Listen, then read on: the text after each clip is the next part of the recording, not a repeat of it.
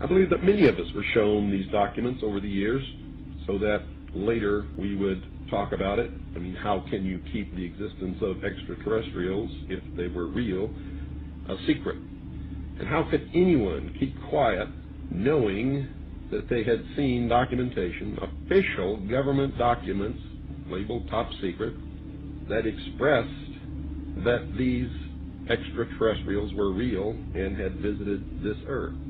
I wanted to know just how true all of this was, and I began a program of research to find out if extraterrestrials were real. What I discovered was amazing.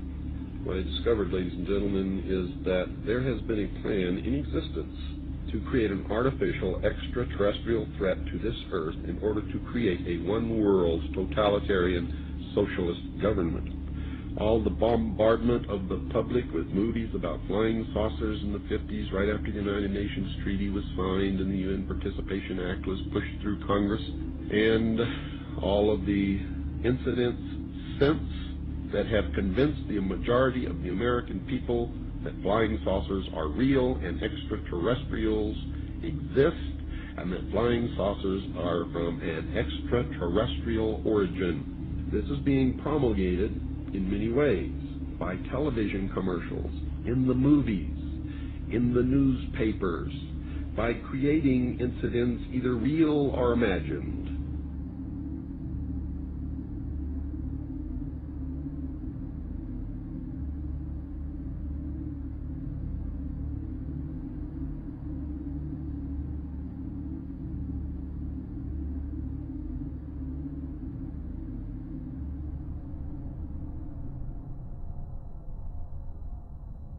I mean, how can a nuts and bolts spacecraft, you know, two objects that are supposed to be made of metallic steel, fly into each other at thousands of kilometers an hour, become one object and then fly off in another direction?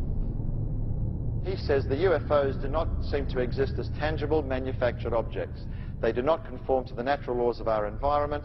They seem to be nothing more than transmogrifications tailoring themselves to our abilities to understand. The thousands of contacts with the entities indicate that they are liars and put-on artists. The UFO manifestations seem to be, by and large, merely minor variations of the old-age demonological phenomenon.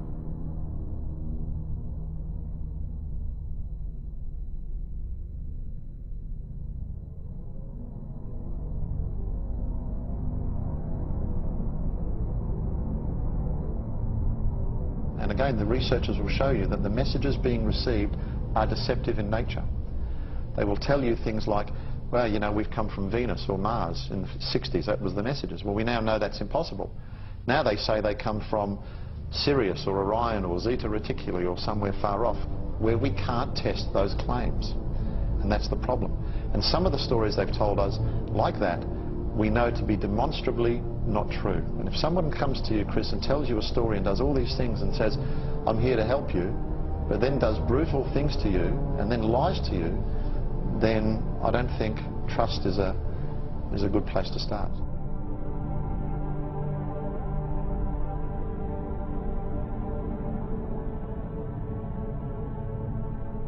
There is no evidence, I wish to emphasize, that these life forms from elsewhere are hostile towards us.